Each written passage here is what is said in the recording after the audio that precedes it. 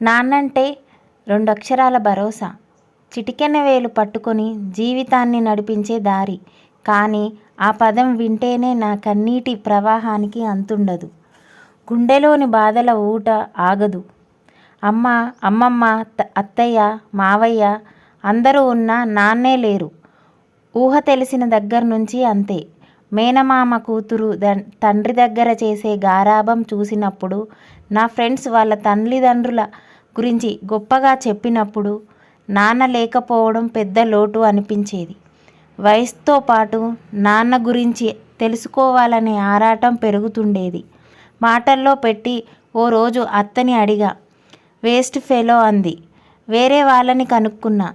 మీ అమ్మతో గొడవపడి విడిపోయి రెండో పెళ్లి చేసుకున్నాడు అన్నారు. అప్పుడు నాన్న నాకో విలన్లా కనిపించారు. ఆయన గురించి తెలుసుకోవాలనే ఆరాటం మాత్రం తగ్గలేదు. ఎలాగైతేనేం కొన్నాళ్ళకి ఆయన చిరునామా కనుక్కున్నా. వెళ్ళిపోయా. అప్పుడు వినాయక చవితి.